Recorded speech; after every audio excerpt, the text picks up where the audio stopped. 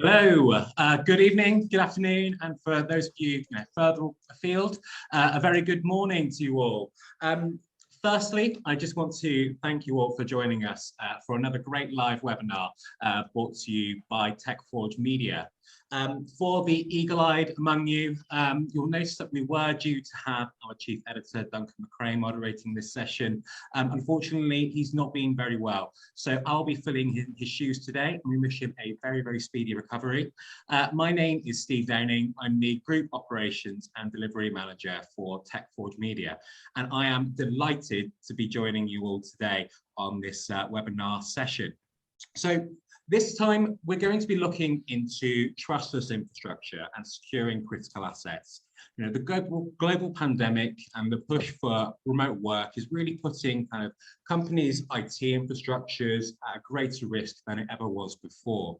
You know, the risk grows really as infrastructure is scaled and more people, actually gain access to highly sensitive data, such as access keys to a valuable password vault. Another vulnerability within the modern world is the use of passwords, since they can be compromised. And to overcome these risks and protect critical infrastructure, the implementation of a zero trust access solution really is needed. But how can we accomplish that really without slowing down our engineers or adding administrative overhead? Well, our partner for today's webinar, Teleport, actually hopes to be able to answer that question for you guys. So Teleport helps companies achieve a trustless architecture in multiple ways. Access becomes more secure when passwords, secrets, and keys are replaced with the use of short-lived certificates, and also kernel-level auditing, which is provided that adds a very high level of accountability and alert and response capability. Today, we're actually joined by Blake Brown, the solutions engineer over at Teleport. Blake, why don't you introduce yourself to our audience and tell us a bit about you? Sure. Hey, Steve. I come from 10 years of engineering background. Most recently, I was a DevOps engineer at JP Morgan. And then last year, I transitioned to work at Teleport, my first startup. It's been a great ride. But it's been really, really neat working with them. We've started, well, first off, Teleport started as a Kubernetes product, and I had no idea about Teleport or Kubernetes in general when I moved over, so it's quite the learning curve. But I'm up to speed now, and yeah, I've been using Teleport personally and professionally now to access Kubernetes, Linux, Windows, database, and applications. I've actually moved away from the engineering team, kind of going a little bit more on the dark side into sales. So it's been a fun adventure so far.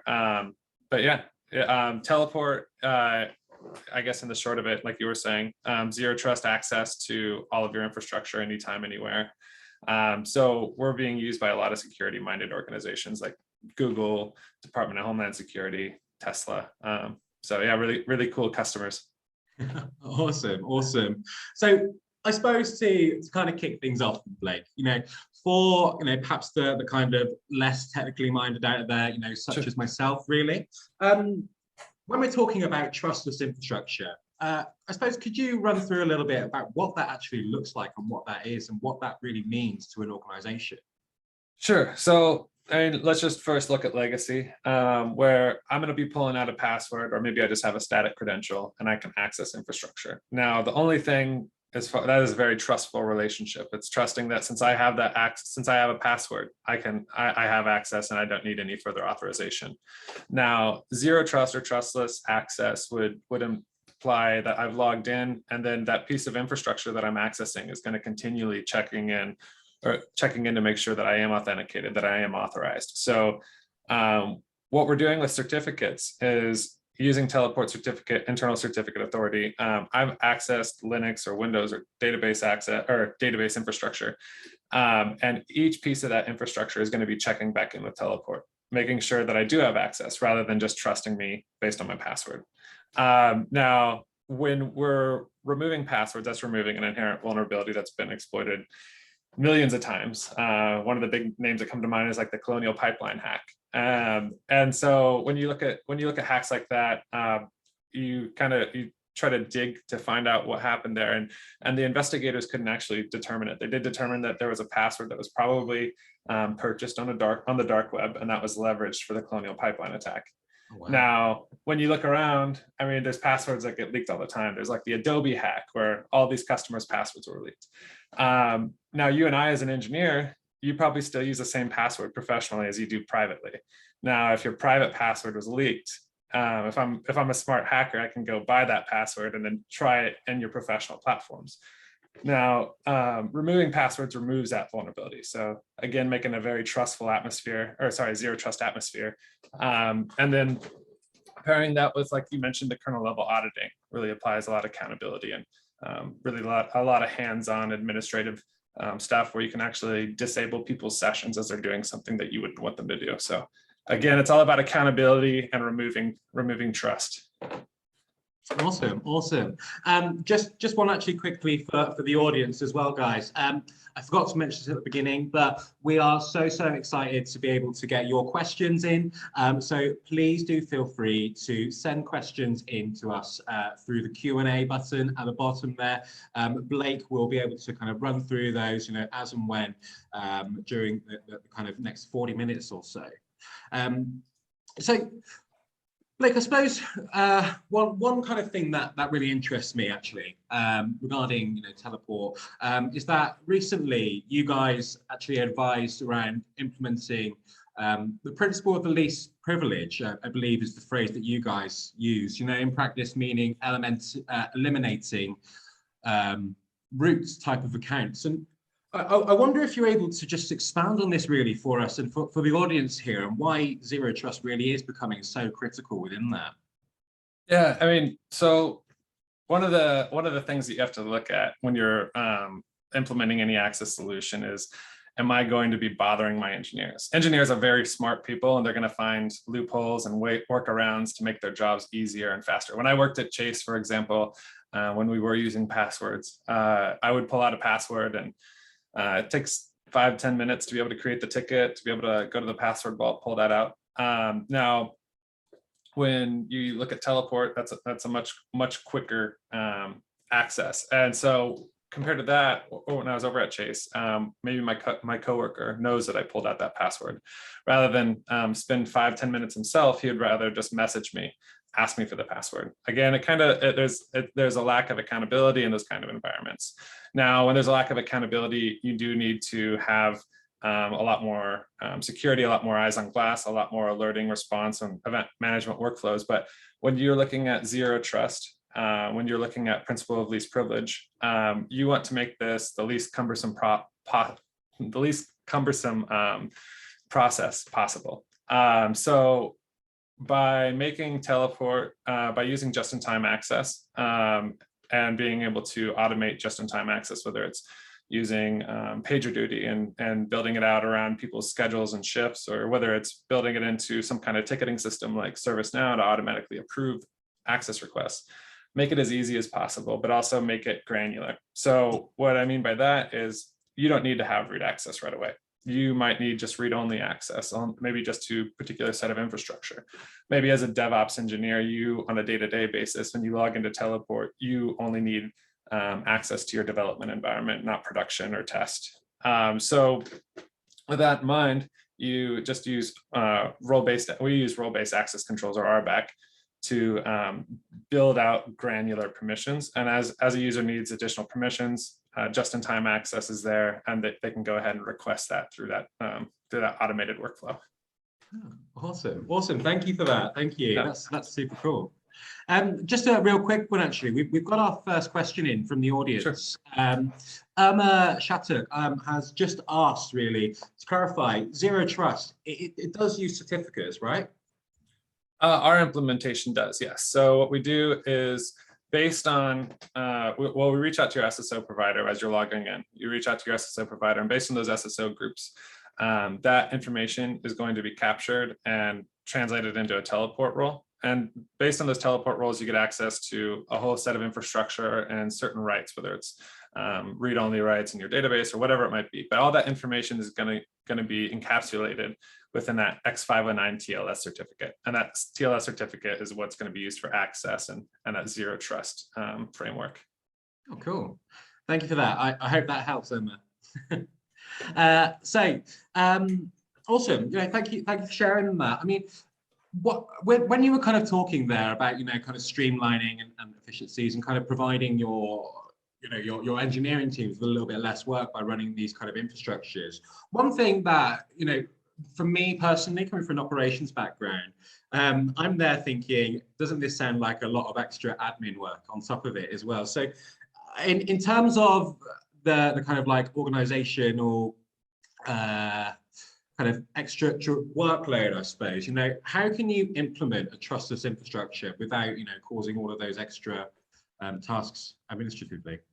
Sure. Yeah. We found that based on the SSO to teleport role mapping, that it's eliminated a large amount of administrative overhead compared to other solutions like CyberArk or HashiCorp, which a lot of these other solutions typically require dedicated administrative staff, at least from the customers we've heard from.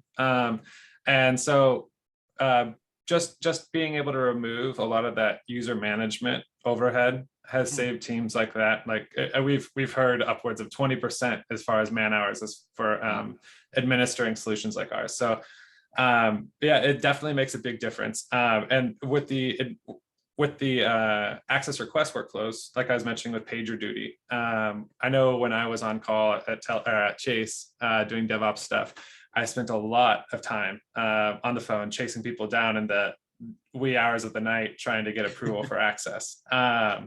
Now, teleport with PagerDuty, you'd be able to schedule out people's shifts. So as you're on call or you're working on the weekends, PagerDuty would automatically approve that access request, at least to whatever level you think is appropriate. So again, just saves a lot of time, a lot of headaches and frustration, especially when you're working in the evenings and weekends. A smart little bit of kit, right? Yeah. So of course, we're kind of talking about trustless infrastructure in the kind of form of securing your most critical assets, really, and kind of starting off on like the broader scope. In terms of being able to secure those really kind of business critical assets, what do you think really out there at the moment are kind of the most kind of key and kind of looming cyber threats to businesses' assets? And right now it is still just passwords. There's just so many passwords out there that are just static. Either it's because developers find it convenient to keep a password static and maybe they don't upload it to the corporate vault, which I'm not going to point out specific instances, but there were instances I've seen at Chase where there are passwords out there that are just old and antiquated, and because it's easier to keep these passwords on the side and keep them static, developers oftentimes choose to do that. And what that leaves is I still know passwords. Me as a disgruntled employee might know passwords. So I think in a lot of occasions right now where like the cyber actors, the hackers are a very sophisticated bunch these days, rather than just kind of shoot and pray like they were in the early 2000s. There is going to be a lot more focus on phishing and social engineering when it comes to these static passwords and trying to dig those out of your employees or your disgruntled employees. And I think that's a really big concern, especially when you look at places like Russia and Ukraine right now with what's going on over there. Just in a matter of days when the invasion kicked off, their media sites, their news stations were all taken offline, and they were able to put in their own media, their own radio stations, and that was all done through cyber ops. And that isn't done because they were able to hack. That was likely done because they were able to find passwords in a relatively quick and easy way. And that's what Teleport's looking to fix. Awesome. So I suppose it's kind of like the next level of, and I kind of show my age off a little bit here, but I always remember back along, used to have like little card readers basically to be able to log into laptops without passwords and things like that. So I assume it's kind of like the evolution of that, really, right?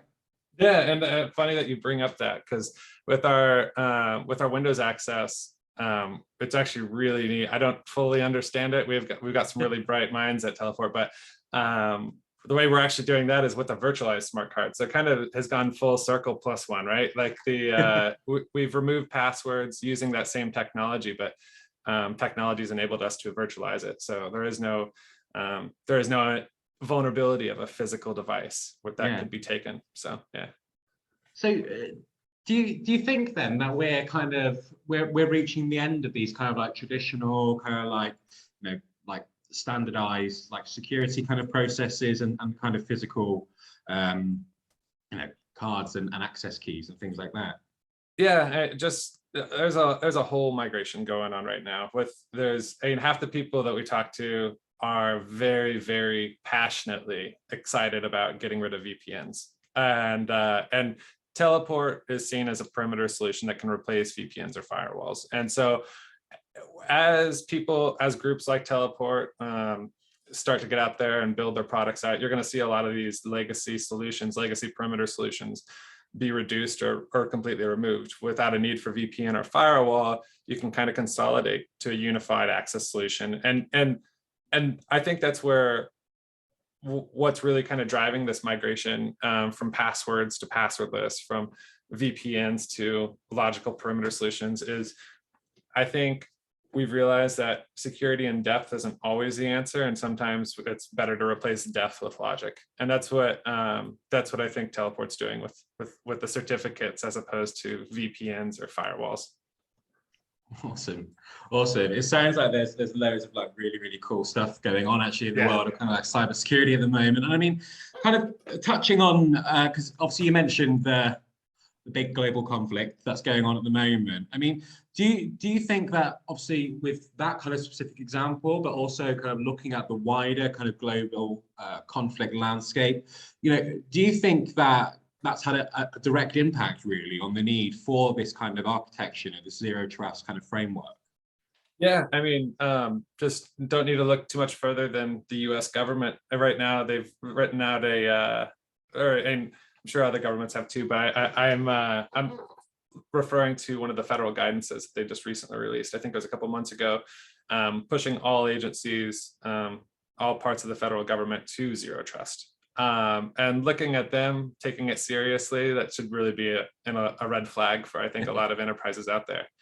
I mean, just looking at how much money, obviously, I'm not going to predict the future as far as global events go, but looking at how much money China and Russia and other countries that are kind of starting to form a pact of their own is spending on military and is spending on their cyber ops it's going through the roof. And that, I think, waiting to find out if we're going to be attacked or waiting to find out if there's going to be any kind of cyber conflict is kind of the bad attitude. Companies, especially enterprises that would have, I guess, strategic infrastructure like fintech or oil and energy companies, things like that, and really need to be taking a proactive approach to zero trust and really need to get ahead of the ball before something bad does happen. Yeah. No, that's really interesting. I mean, it's quite funny, again, kind of showing my age. Like back in the day, you used to have all of the kind of like emails, campaigns going around, like phishing is like the worst thing in the world, basically, and, you know, like blocking like your spamware and your malware that come through via emails. It's just completely evolved the entire landscape out there at the moment, whereas you used to have like a very kind of proactive potential like involvement, you know, if you were to let like a cyber attack happen in your organization, i.e. opening a dodgy email or something like that. Something as simple as literally just releasing your password, as you say, potentially accidentally out into the dark web, can have these massive catastrophic effects. And it's really, really interesting to see how that's developed over the years. Yeah, definitely. I mean, like I was mentioning, it's just when you're starting to talk about nation states entering the space of like hacking or cyber warfare, that is when you start looking at ultra sophisticated actors, where they start pinpointing specific points of entry or specific people with specific access. And when you start looking at that more narrow-minded approach or a less general approach than we've seen in the past, that's when you really need to start considering strategic, like you were mentioning, a social engineering or phishing, and think that it isn't just always going to be these poorly worded, bad grammared emails that some people click on and you get your information stolen or you get a virus. Sometimes it's going to be a lot more sophisticated. And in those kind of instances, you can't always just trust your employee, or you can't always just trust that cyber training that they got. You have to go zero trust. Yeah, yeah, absolutely. So, I mean, I think I saw actually not too long ago. I was reading a report actually talking about, within the workplace. I was reading a report that said around about 60% or so of respondents to this specific kind of questionnaire believe that an employee will accidentally, breach sensitive data within the next year. I'm assuming, of course, trustless infrastructure, it really does help to protect against those threats, such as social engineering, like you just touched on there a moment ago. But from like the kind of developed world that we're living in, I suppose, the move towards hybrid and remote working, how can organizations really, ensure that security is maintained, I suppose, wherever an employee is working? Because before you had to worry about, just the security of the mainframe within your office, but now you've got hundreds and hundreds of remote offices dotted around kind of internationally. Yeah, I mean, data exfiltration is a real concern, definitely. And we've seen this addressed a couple of ways, in teleport specific ways, but generally, I think the way that people should be addressing this is, one, you need to have end-to-end traceability. And that means every query a user is running needs to be tracked and needs to be tied to the user. And not just implied, or not just an implicit tie to the user, but more explicit. Just because in that example, like I mentioned, where I can pull out a password and pass it to my buddy and he can hop in, that would be implicit. But explicit, making it tied to that short-lived certificate, where I know exactly who's doing what and when, and then being able to build that into an event management workflow. So cases that we've seen with cryptocurrency companies, there are wallets that need to be secured. So with those wallets, they have keys that should never be seen by anybody, because these keys are worth tons and tons of money. So how do we secure those keys? How do we make sure that nobody can see them? Well, with Teleport, we leverage Berkeley packet filter to get kernel-level auditing that you mentioned earlier. So with that, we can see what user is running what commands on which host. And with an event management workflow and leveraging our administrative command line, you would be able to immediately lock that user session. So that user runs that command to either cat a file or he runs a query against the database. You would be able to have an event management workflow readily available to immediately lock that user session. So it really, really nice for data exfiltration prevention. Now, we have seen a use case where people want like even more security than that. And it is kind of a little bit more cumbersome, but we built out essentially like a secured terminal where we take our Windows access, we disable copy and paste, and then we have a secondary teleport cluster that's exposed only to the Windows terminal. So within that, I log into the Windows terminal, I can't copy and paste, and then I can access my database.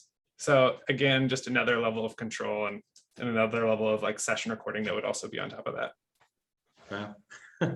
Very, very thorough indeed there by the looks of things.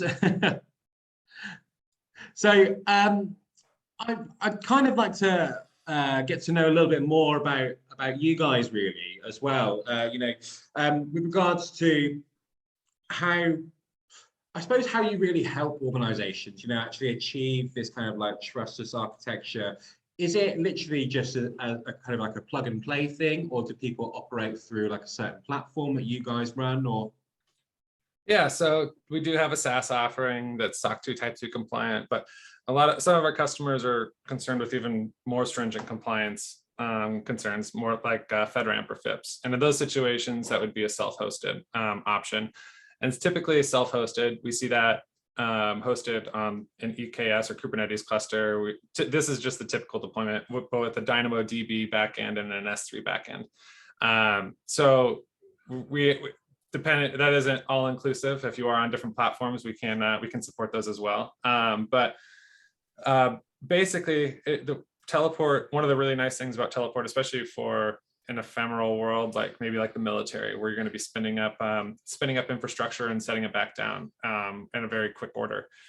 Because we're using a reverse tunnel to set up this connection to our proxy from our nodes, it makes it really, really easy to shut down and spin up your infrastructure anywhere in the world and be able to connect right back to Teleport. So ephemeral environments, it makes it kind of very push and play, like you're mentioning. Awesome. So are there kind of like any industries then that really scream out to you, Blake, as to be like particular kind of areas where you think this is really needed?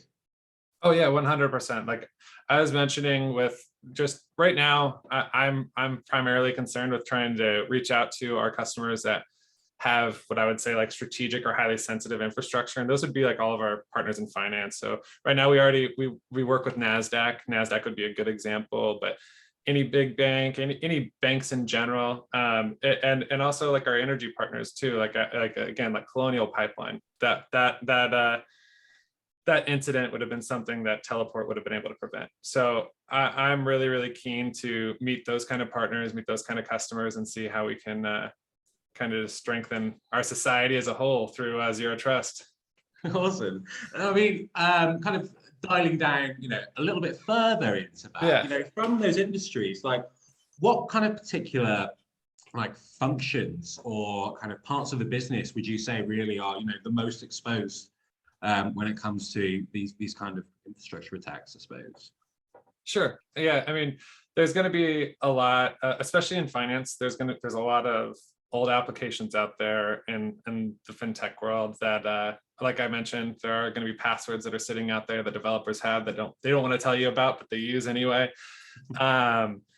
Like those are the environments that we should be focusing on right away, because right now there are just, it just is the nature of fintech. There's just going to, because old things work, that's bringing back the old euphemism, don't fix something that isn't broken. Like that definitely applies to how a lot of fintech organizations think about their applications and their infrastructure.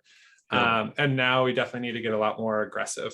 And that's going to be when we're talking about customer data and how we see customer data get leaked all the time from credit card companies, things like that. Like that's data exfiltration that could be prevented with zero trust.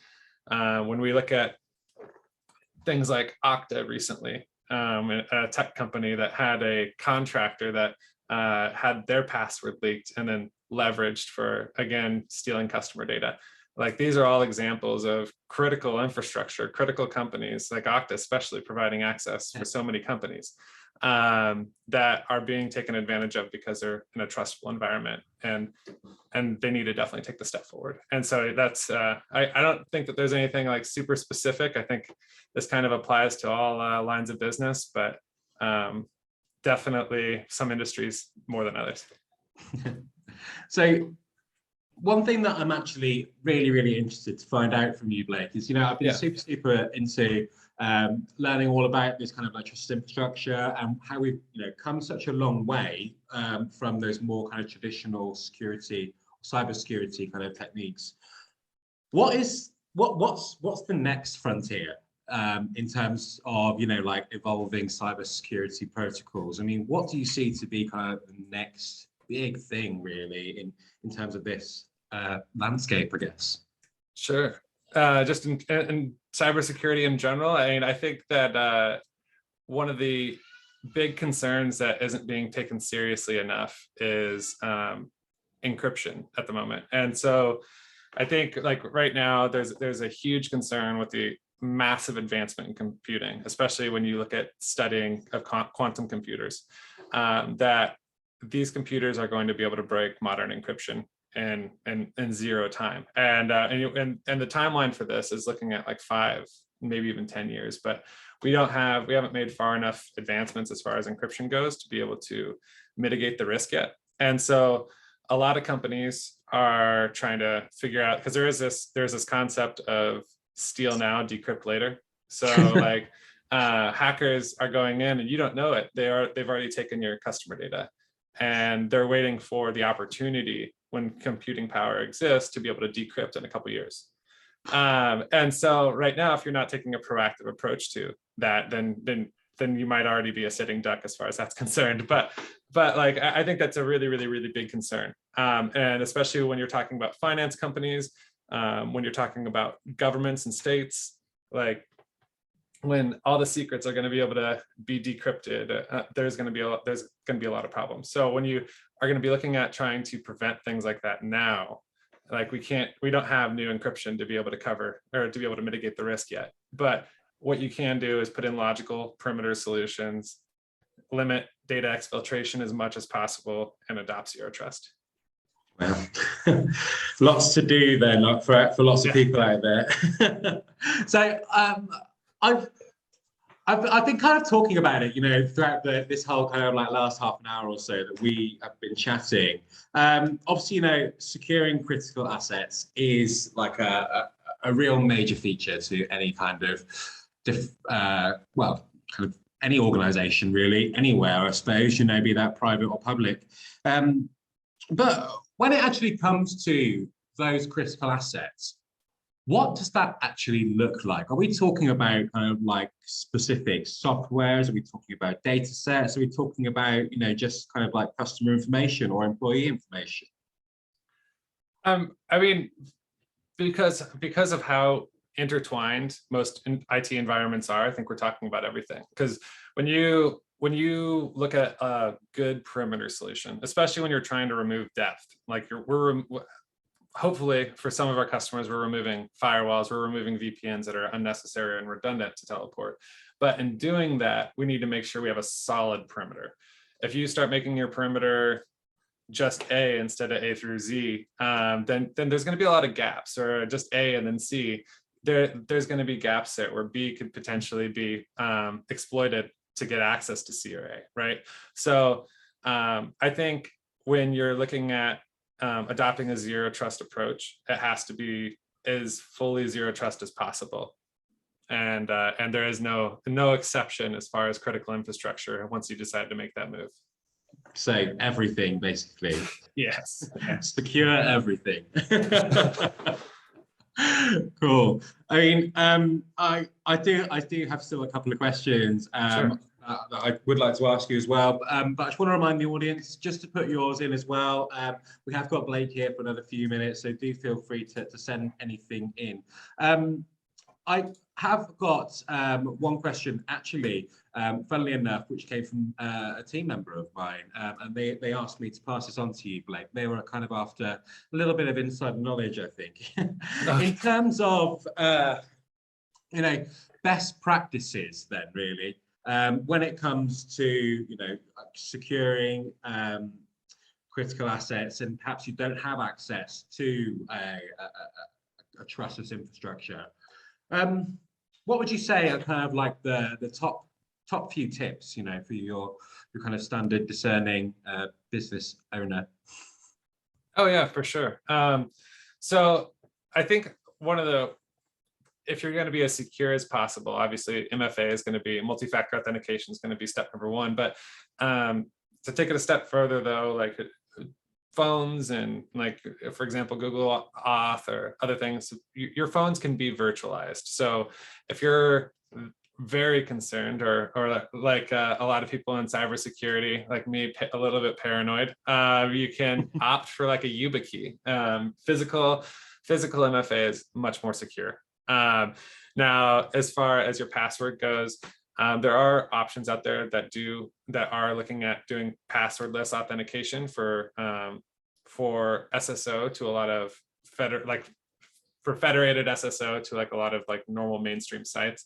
I can't name them off the top of my head, but for passwords themselves, so sticking to revolving passwords would be best if you can. Otherwise, using just like LastPass. LastPass is a tool I use when I can't use any more secure method. But yeah, that's my recommendation. Awesome. So what advice do you think then that you would possibly give, to any kind of organization, be they small or medium or even like, your big corporates, when they're actually looking to start out on their kind of trustless infrastructure journey? Sure. I mean, I think first off, you need to have a conversation with your engineers about what bothers them today about their current access workflow. What bothers them today about access requests or elevated access or getting into anything, because like I mentioned earlier, engineers are smart people. Engineers will always find a workaround, or they will attempt to. And so when you want to have something that is going to be zero trust and is going to avoid any kind of social engineering, and also is going to encourage developers to take those legacy passwords that they've been hiding for their applications and bring them into Teleport and replace that with a zero password infrastructure, like we need to ensure them that I'm not going to be making any more work for them. So I think that's the number one concern, is making sure that you're hearing your engineers, making sure that you're making this fit into their workflow rather than the other way around. And then at that point, you can start looking at zero trust with that in mind. Awesome. And in terms of being able to, introduce that then quickly to an organization and, being able to kind of quickly scale up, is that quite a straightforward kind of process for for someone to undergo?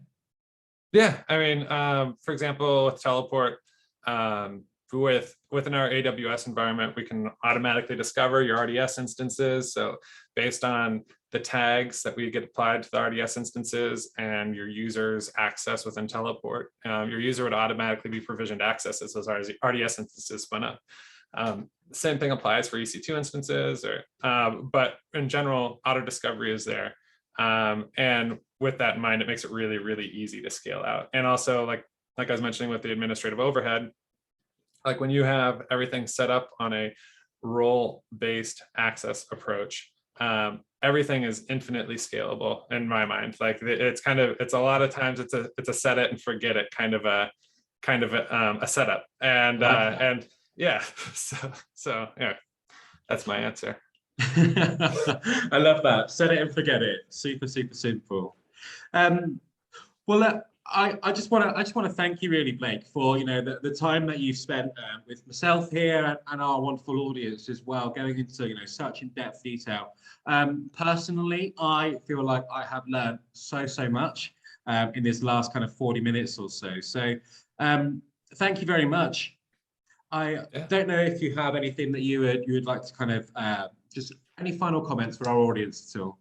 Yeah, no, I mean, thank you for having me, Steve. And if anybody's interested or wants to learn more, if you have any other questions that you'd like to follow up on, feel free to shoot me an email, blake.brown@goteleport.com. And I'll be happy to respond.